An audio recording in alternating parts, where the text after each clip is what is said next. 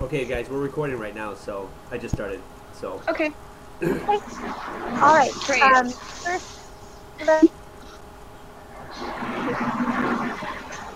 okay. First question: why is race and racism a critical topic in today's public schools? Well, anybody want to jump in or? Could I start with sort of a macro idea of that question because it's so huge.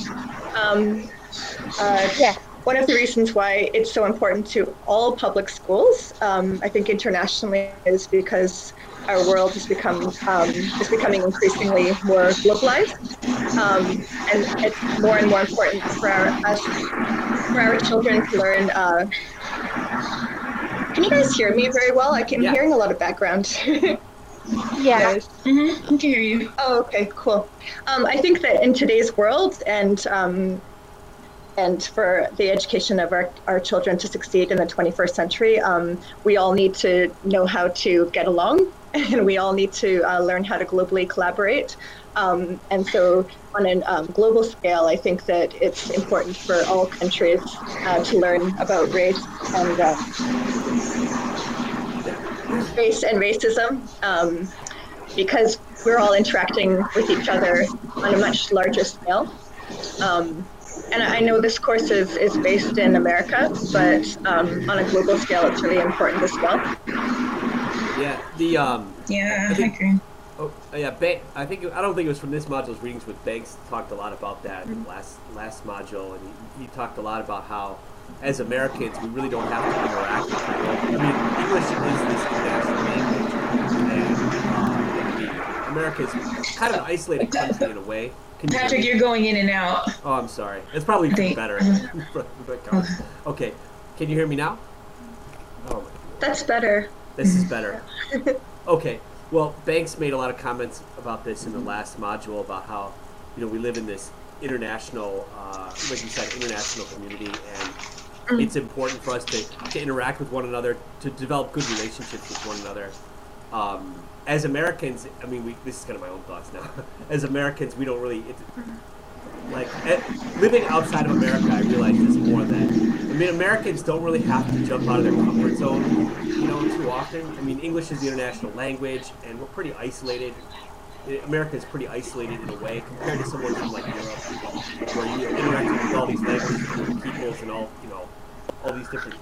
So Americans rely less upon. There's less of a need to kind of step out of their comfort zone and interact with other peoples, and so I don't know. I think that this American mindset is very like in a box. We don't think too much about what's happening outside of America. I'm sorry that kind of stepped away from kind of went on a little bit of a tangent from what you were saying. Yeah, I agree too, and I was There you go. Sorry. Oh, okay. I was gonna say, just from some of the readings I had jotted down some notes, like the one, the rehumanizing the other. It talked a lot about like the history of scientific racism and how social scientists used to attribute like lower scores with non-European students. So it's this idea that all who are like non-white were less intelligent or unintelligent in comparisons to whites.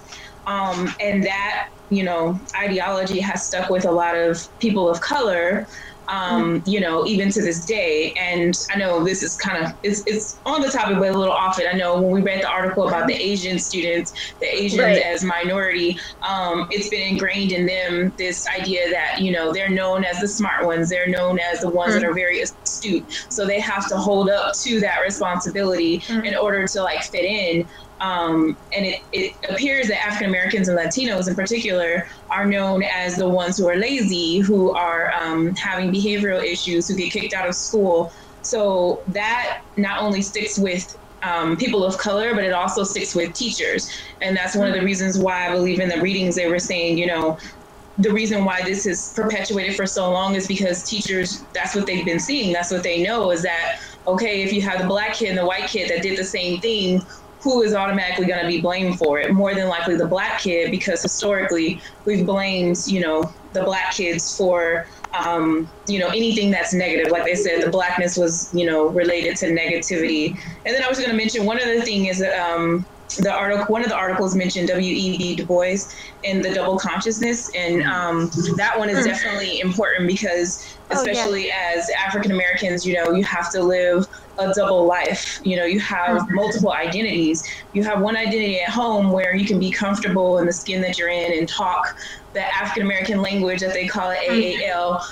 But when you're at school, you have to act white, sort of say, like they said, you have to kind of conform to what the curriculum teaches, which is a lot of lies most of the time, right? Like a lot of the stuff that we learned in school and in history was just totally false.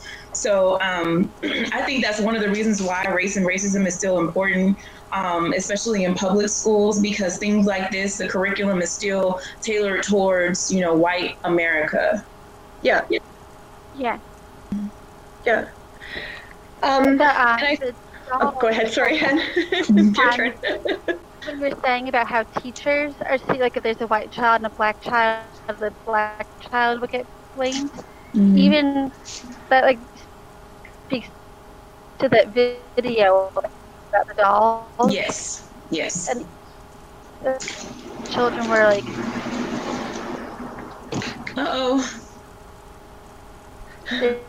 they were already in choice.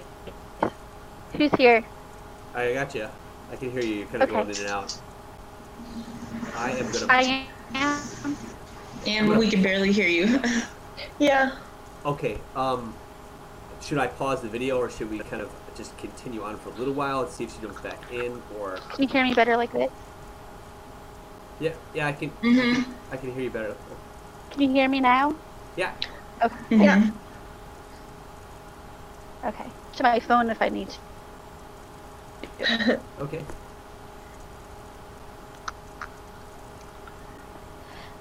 How do articles define? Are we on the second question? Or? Yeah.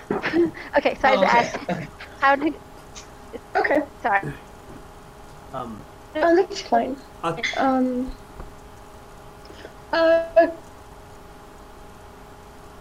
Okay, I am going to bring up the Michael Dumas article. Before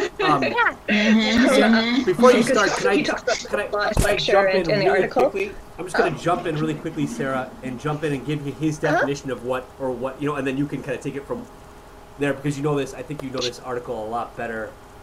Like, you understood this article a lot better than here, but just as kind of like a one. I wouldn't say that, but okay.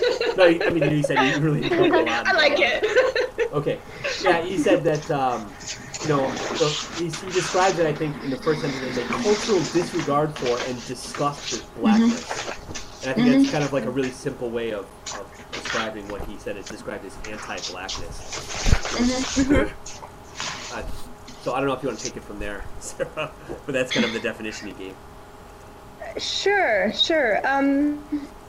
Yeah, I mean, it's highly academic, but he does talk a lot about, he links it to Afro-pessimism,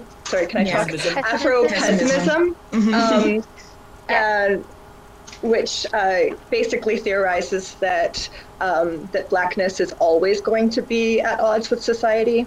And that black people are never going to be an accepted part of an equal part of society.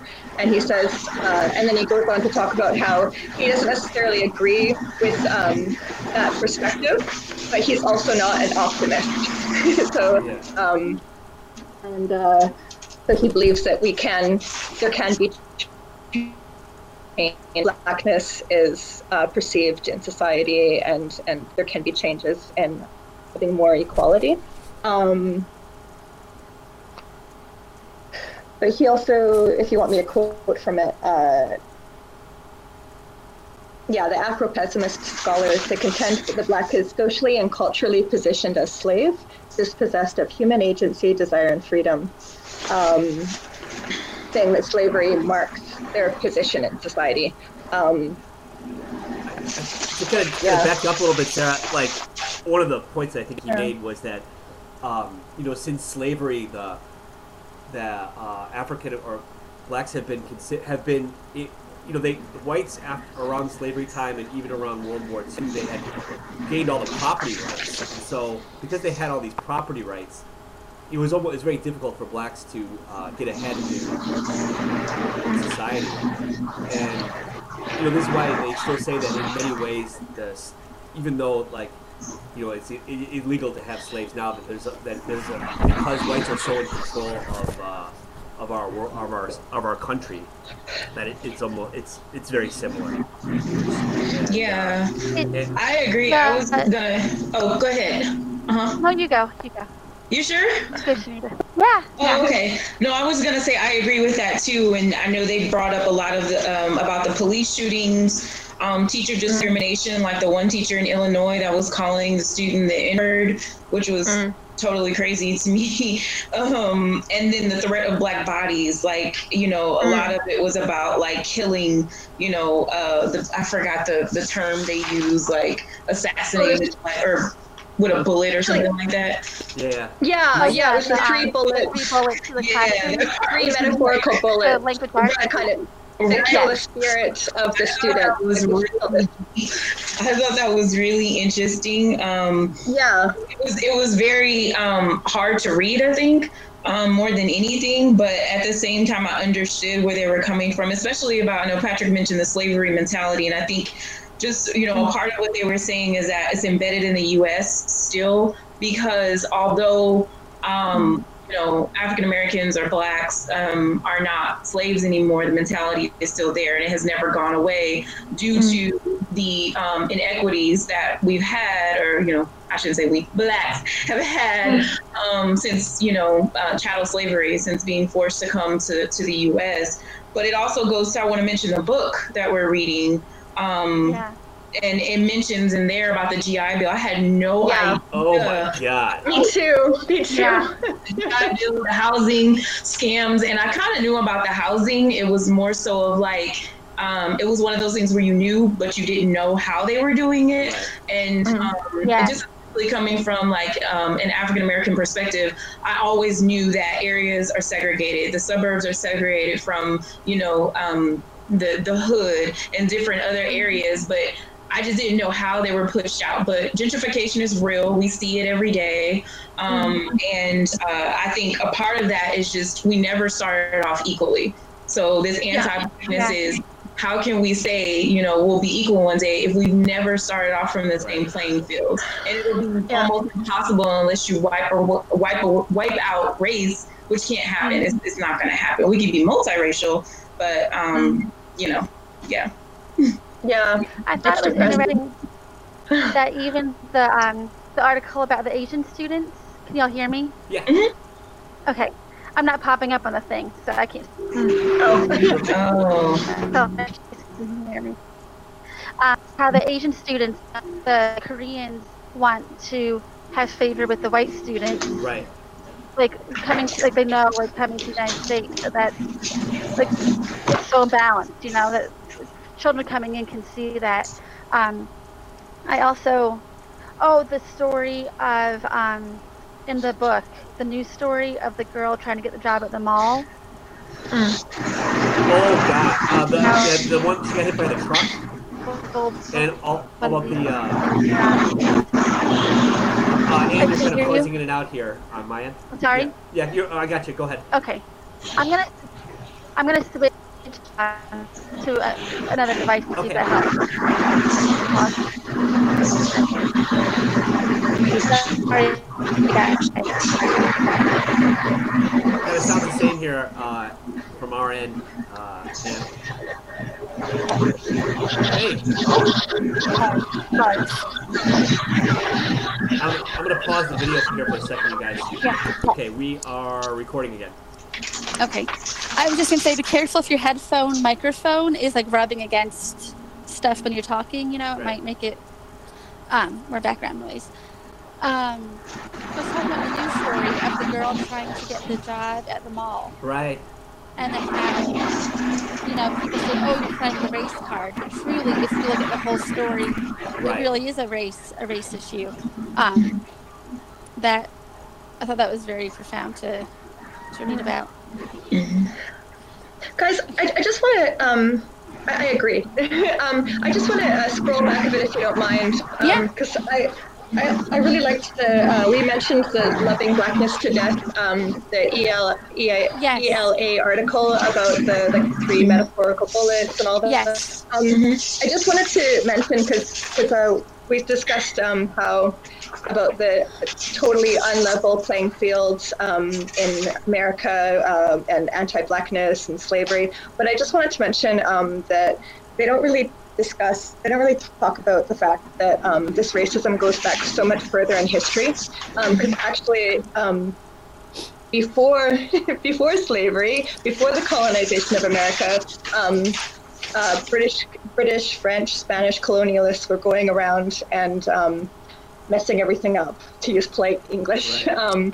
And these ideas of whiteness and blackness were already being theorized in scientists and by psychologists and by historians and travel journalists, and it started even further back. So this anti-blackness, unfortunately, like it goes even further back before that, even like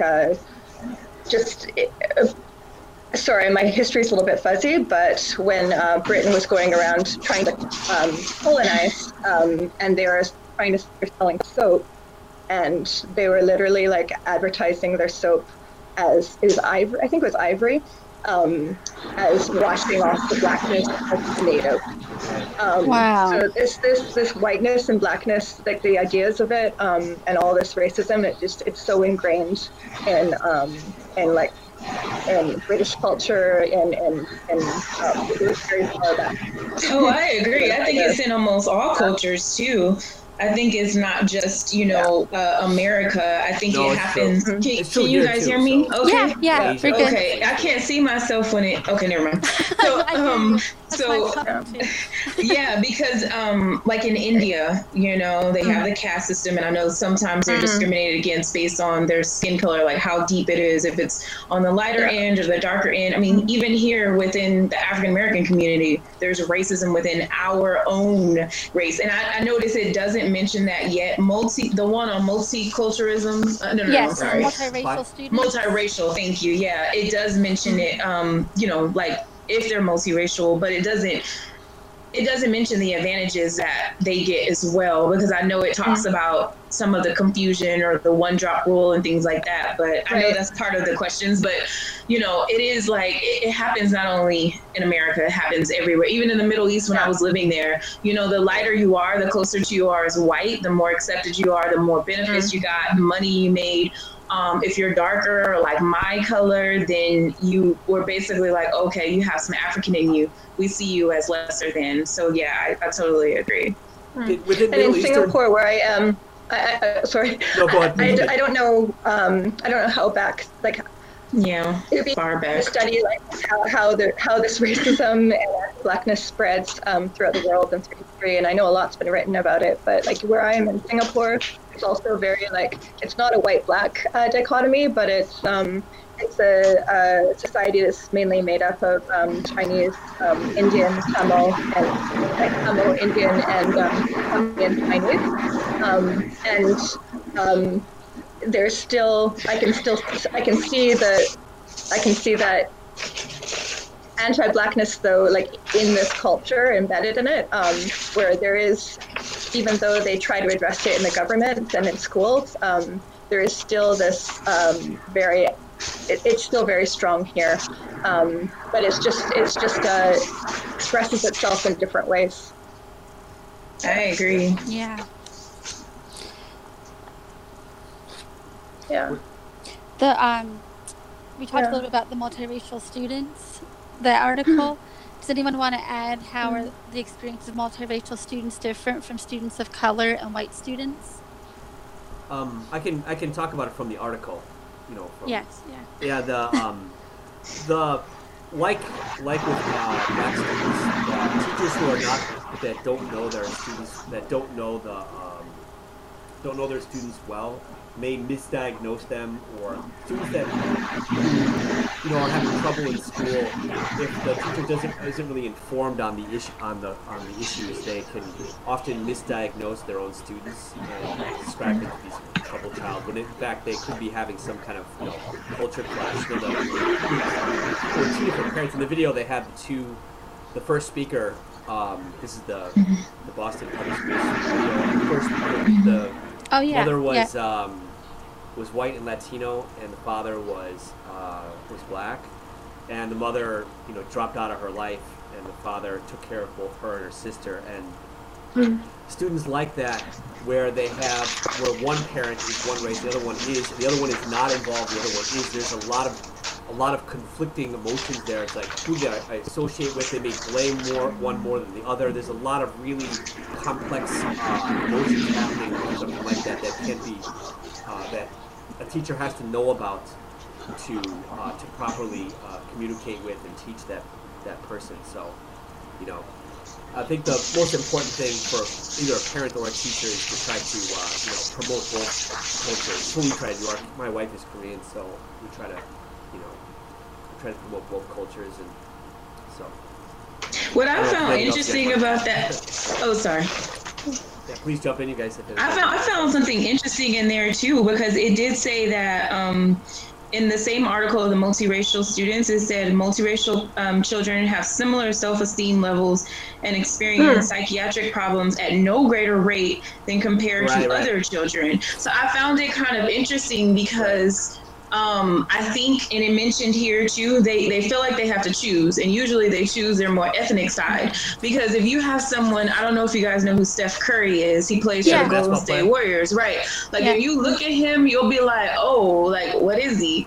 Is he white? Is he black? But if you see both of his parents are African American, he just so happens to be extremely light skinned with with hazel eyes. But if he identifies as a black man, but if he was biracial, I guess I should have said Barack Obama, someone who actually is biracial. So we say Barack Obama identifies as a black man, but he could choose between his whiteness or his blackness. He struggled with that as a child, right? As we know, like he grew up with his grandmother, she raised him, and oftentimes they would say, like, what are you doing with that white lady and stuff like that. So I do think they have, in a sense, more issues.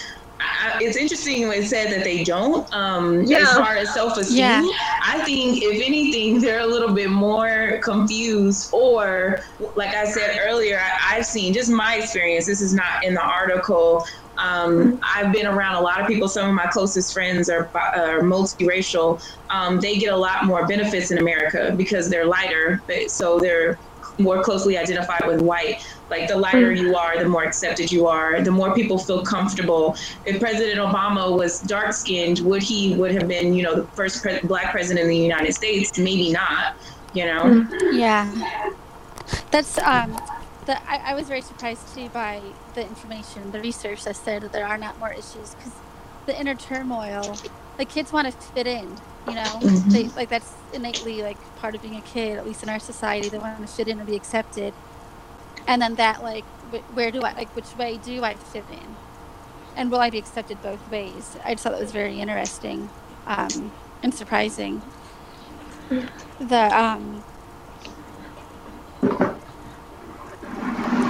it listed the issues, if you will, while first saying that there are no more psychiatric issues than other students. I'm going to jump in for 2 seconds here. Right now we're at 23 minutes right now in our video. Okay. Okay. If there's any, and if there's anything towards the, there's the last 4 or 5 questions, any one that really stands out, I think we have time for maybe 1 or 2 more. So a question I liked is, what is color-blindness and its negative implications in schools? I thought that was a really great article, the Exposing Color-Blindness. Does anybody want to start? Yeah, I'll jump in if anybody. I'll just kind of. Okay. This is the article written by the teacher trainer, and how one of her biggest response from most of her students is that I don't see black and white. I just see people. This is from her white students, and the problem that she gives with that is that okay, let's say, assume everybody in the world was like that, we wouldn't have a problem. But here's the thing: is that we do have a problem, and not everybody thinks like that. So as teachers, we have to step in, and try to improve, and do better than just saying that we're colorblind. We have to address race in the classroom. So this says it's kind of the danger of that approach. It seems, the thing is, from that this is what they said from the article. It seems like they're, like they're doing like they have this, like, not virtuous, but they have like a good way of approaching the issue by saying, oh, I don't see black and white, but in fact it isn't the right way. I mean, because there's a lot, one of the things I've read about is this, like, passive racism, where even though they say I don't see things black and white, there's a lot of, like, subconscious type of decisions that teachers make or people make in culture that negatively impacts the and it doesn't take much to have some major problem. I'm rambling right now. Please, somebody else jump in. I agree. I like. Go ahead. Okay. The quote, color-blindness provides the ultimate protection by claiming to treat everyone the same. Those who aver color-blindness shut down any need to discuss inequality. I think, like, a big theme in all of these articles so far has been self-reflection. Like, if you're white, self-reflection on your whiteness and on the white privilege. And if you're saying colorblind, that trivializes the racism. Right. That, like, that shuts it down immediately, no conversation. And during the and no accountability. Right. Yes, yeah. During this past election, there was, like, a astonishing number of people on social media that I was friends with that pulled that colorblindness, and teachers and school counselors and stuff. And I want to, like, send them, like, mail them some of these articles. It's at the time, like, I was, with it enough to know, like, no, that's, like, how that was shut down racism. Or if you're colorblind and you're saying you are, it's shutting down racism. Or not shutting down, but trivializing people's stories. And I think that it's going somewhere with this. Hold on. My brain, you guys, is so much. It's okay. Ultimate protection. Oh, someone else go, and then I'll think of it. I was gonna say too that one of the things that they said in there was that being color consciousness is I guess. Color consciousness should be our collective goal versus color blindness. So not totally ignoring, and saying that, color doesn't exist, but saying that we do know that exists, and why does it exist? And what type of implications does it have because it exists? And also they said something else, it's powerful because it capitalizes on merit individualism. And, just knowing that America is supposed to stand on, your merit and you as an individual. Right.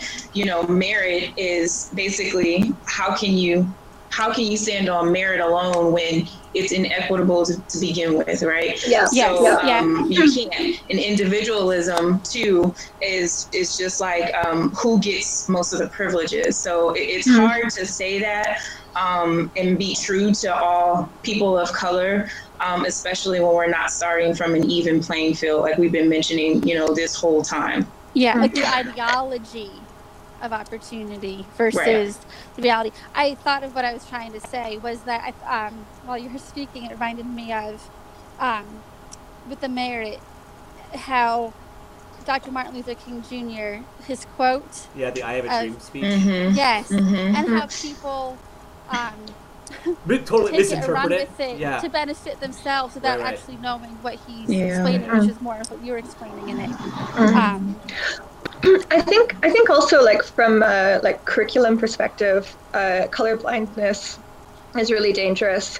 I really liked that article from, I'm forgetting what it's called. The chapter is Race, Ethnicity, and Language, and they talk about the different approaches to how can we revolutionize our curriculum, how can we change our curriculum so that it's